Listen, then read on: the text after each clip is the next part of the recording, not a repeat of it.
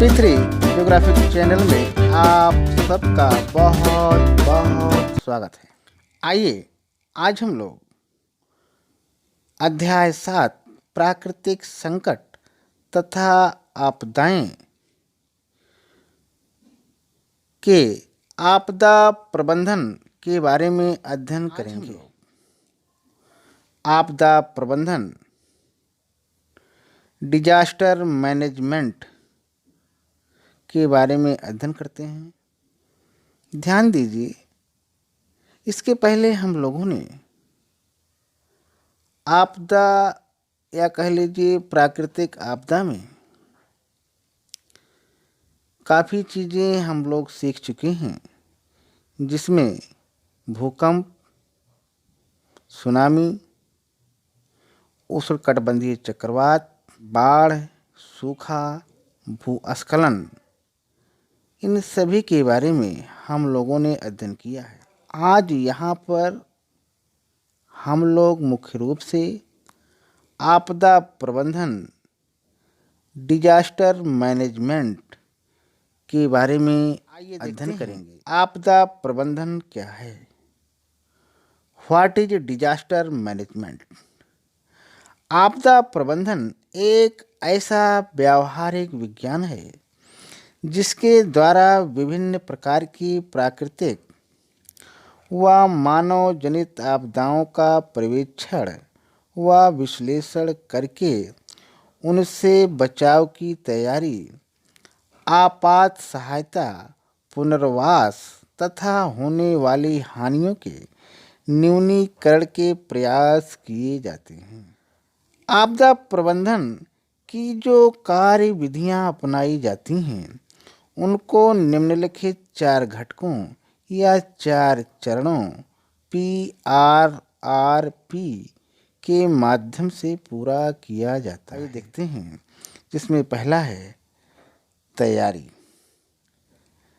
इसमें हम लोग देखेंगे कि किसी आपदा का सामना करने के लिए तैयार रहना,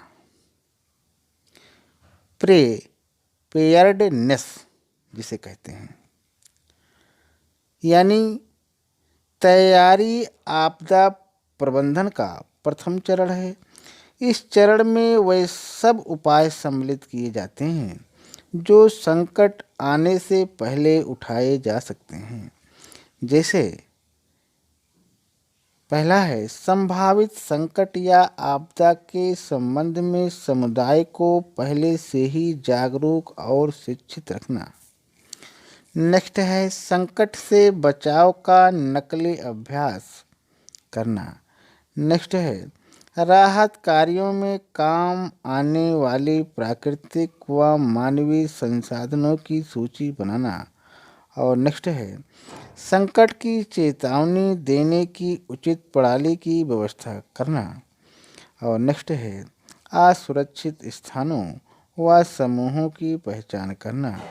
और नेक्स्ट है संकट के काल में पारस्परिक सहायता के लिए लोगों को भावनात्मक रूप से तैयार रखना। आगे है राहत और कार्रवाई, रिलीफ एंड रिस्पांस। आपात प्रबंधन के स्थितीय चरण में आपदा के दौरान और आपदा के बाद ऐसे उपाय अपनाए जाते हैं जिनसे आपदा के प्रभाव कम से कम हों। संकट आने के पश्चात विभिन्न सरकारी और गैर सरकारी संगठन आपदा का सामना करने के लिए कटिबद्ध होकर अनेक राहत संबंधी कार्रवाई करते हैं। जैसे नंबर 1 है मार्गदर्शन व जानकारी के प्रसारण के लिए एक नियंत्रण कक्ष बनाया जाता है। नेक्स्ट है अनेक सहायता कार्य शुरू किए जाते हैं। नेक्स्ट है पीड़ित लोगों के लिए भोजन व वस्त्रों की व्यवस्था की जाती है। आपदा के कारण विस्थापित हुए व्यक्तियों के लिए समुचित अस्थायी आवास व शौचालयों की व्यवस्था की जाती है। आगे है पीड़ित बीमारी के इलाज के लिए चिकित्सा शिविर की स्थापना की जाती है। आगे है गुम हुए व्यक्तियों की खोज की जाती है। नेक्स्ट है बचाव दलों के माध्यम से संकट में फंसे लोगों की सहायता की जाती है। और नेक्स्ट है पीड़ितों के लिए जगह जगह से सहायता सामग्री एकत्र की जाती है। और नेक्स्ट है ताज़ा स्थिति के अनुसार संकट संबंधी सूचनाएं व चेतावनियां दी जाती हैं। आगे हम लोग देखेंगे तीसरा पॉइंट है स्थिति सुधार व पुनर्वास। आइए देखते हैं आपदा प्रबंधन के इस तृतीय चरण या घटक के माध्यम से स्थिति में और सुधार लाने तथा नए सिरे से जीवन को प्रारंभ करने के लिए अनेक सहायता मूलक कार्य किए जाते हैं। जैसे ज़रूरत के अनुसार लोगों को निवास स्थान नौकरियां या रोजगार दिए जाते हैं। बड़े पैमाने पर सड़कों पुलों मकानों आदि की मरम्मत का कार्य केंद्र व राज्य सरकारें आरंभ करती हैं। संचार साधनों की पुनर्स्थापना की जाती है। ज़रूरतमंदों को आर्थिक सहायता प्रदान की जाती है। और जिनके परिजन लापता हैं या बिछुड़ गए हैं अथवा मर गए हैं उन्हें सांत्वना दिलासा व तसल्ली देने के लिए कार्यक्रम आयोजित किए जाते हैं। और नेक्स्ट है सुरक्षा के अनेक उपाय किए जाते हैं। आगे चलते हैं। आगे हम लोग देखेंगे चौथा पॉइंट है रोकथाम या कह लीजिए प्रिवेंशन। आइए देखते हैं आपदा प्रबंधन के इस चौथे चरण के अंतर्गत आपदाओं की रोकथाम समाप्ति अथवा उनकी तीव्रता में कमी लाने के लिए अनेक उपाय किए जाते हैं। जैसे संभावित आपदा की दृष्टि से भूमि की उपयोगों की योजनाएं बनाना, खतरे व जोखिम के क्षेत्रों में बस्तियां न बसने देना, भवनों का निर्माण आपदारोधी तकनीकी से करना, संभावित संकटों व आपदाओं से निपटने के लिए लोगों को जागरूक व प्रशिक्षित करना। और आगे है आपदा से उत्पन्न होने वाले संभावित खतरों को कम करने के तरीके खोजना। और इस प्रकार से वास्तव में आपदा प्रबंधन संकट विरोधी कार्रवाई की एक ऐसी श्रृंखला है जो आपदा या संकट से पहले, आपदा के दौरान तथा आपदा के बाद भी निरंतर चलती रहती है। आगे हम लोग देखेंगे आपदा प्रबंधन अधिनियम 2005। आइए देखते हैं भारत सरकार ने 2005 ईस्वी में आपदा प्रबंधन अधिनियम पारित करके आपदा प्रबंधन को कानूनी रूप प्रदान किया। इस अधिनियम के अनुसार आपदा को किसी क्षेत्र में घटित एक महाविपत्ति, दुर्घटना, संकट या गंभीर घटना के रूप में परिभाषित किया गया है जो प्राकृतिक या मानवकृत कारणों या दुर्घटना या लापरवाही का परिणाम हो और जिससे बड़े स्तर पर जान की क्षति या मानव पीड़ा, पर्यावरण को हानि एवं विनाश हो और जिसकी प्रकृति या परिणाम प्रभावित क्षेत्र में रहने वाले मानव समुदाय की सहन क्षमता से परे हो। और इस प्रकार से जिन आपदाओं की भविष्यवाणी करनी संभव है उन्हें पूर्व घोषणा द्वारा आपदा के जोखिम को कम किया जाना चाहिए। आधुनिक तकनीक का प्रयोग आपदा प्रबंधन में एक सक्रिय, प्रभावी तथा महत्वपूर्ण भूमिका निभा सकता है। इस प्रकार से आपदाओं का मॉनिटरिंग करके इससे होने वाले नुकसान, जान माल को कम किया जा सकता है। आगे चलते हैं। आगे हम लोग देखेंगे निष्कर्ष। आइए देखते हैं आपदा धरती पर जब भी चरम संकट बनकर टूटती है, जन धन का महाविनाश कर डालती है। इस प्रकार से आपदा प्राकृतिक और मानवकृत दोनों प्रकार की हो सकती है। प्रत्येक संकट को आपदा कहना उचित नहीं होता। आपदाओं पर नियंत्रण लगाना और उनका प्रबंधन करना आवश्यक है। इनमें से प्राकृतिक आपदाओं का समाधान खोजना थोड़ा कठिन हो जाता है। आपदाओं का निवारण एक प्रक्रिया है।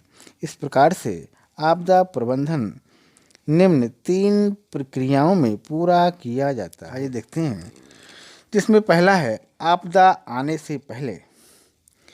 आपदा प्रबंधन के इस सोपान में निम्नलिखित कार्य किए जाते हैं जिसमें पहला है आपदा के बारे में सूचनाएं एकत्रित करना। नेक्स्ट है आपदा प्रबंधन के लिए समुचित आंकड़े एकत्र करना। है आपदा संभावित क्षेत्रों का मानचित्र तैयार करवाना। नेक्स्ट है मानचित्र प्रकाशित करके आपदा संभावित क्षेत्रों में भेजना। और आगे है उस क्षेत्र के लोगों को मानचित्र का ज्ञान देना तथा आपदा के प्रति जागरूक करना। और आगे है संभावित क्षेत्रों में आपदा प्रबंधन की योजनाएं बनाना। और नेक्स्ट है आपदा के संकट से जूझने की तैयारी रखना तथा बचाव के उपाय करना। और आगे चलते हैं, आगे हम लोग देखेंगे दूसरा पॉइंट है आपदा के दौरान। आइए देखते हैं। आपदा आ जाने पर आपदा प्रबंधन का सबसे महत्वपूर्ण चरण प्रारंभ होता है। इस समय निम्नलिखित कार्य किए जाने चाहिए, जिसमें पहला है राहत एवं बचाव कार्य युद्ध स्तर पर किया जाना चाहिए। और नेक्स्ट है आपदाग्रस्त क्षेत्रों से संकटग्रस्त लोगों को निकालकर सुरक्षित स्थान पर पहुंचाना। और नेक्स्ट है आश्रय स्थल का उचित ढंग से निर्माण करवाना। और आगे है राहत कैंप लगाना। आगे है राहत कैंपों में जल, औषधि, वस्त्र तथा आहार की उचित व्यवस्था करना। आगे चलते हैं, आगे हम लोग देखेंगे तीसरा पॉइंट है आपदा के पश्चात। आइए देखते हैं आपदा के पश्चात क्या करना चाहिए हमें। आपदा भारी नुकसान करके गुजर जाती है और अपने पीछे छोड़ जाती है विनाश, उजाड़, दुख और दरिद्रता। और इस प्रकार से आपदा प्रबंधन का सबसे महत्वपूर्ण कदम आपदा के पश्चात प्रारंभ होता है। इस स्तर पर निम्नलिखित कार्य अपेक्षित हो जाते हैं। पहला है संकटग्रस्त लोगों का बचाव और उनकी चिकित्सा। नेक्स्ट है संकटग्रस्त लोगों को पुनर्स्थापना। और नेक्स्ट है भविष्य में आपदाओं से निपटने के लिए उचित कार्य योजना का निर्माण। में कहा जा सकता है भारत की गणना उन देशों के अंतर्गत की जाती है जहां 2/3 क्षेत्र और जनसंख्या आपदाओं की चपेट में है। ऐसी दशा में आपदा प्रबंधन बहुत महत्वपूर्ण हो जाता है। इस प्रकार से भारत सरकार ने इस दिशा में गुणात्मक सुधार और उपाय किए हैं। इस प्रकार से आज हम लोगों ने आपदा प्रबंधन के बारे में काफ़ी चीज़ें सीखी। आज यहीं तक। बहुत बहुत धन्यवाद।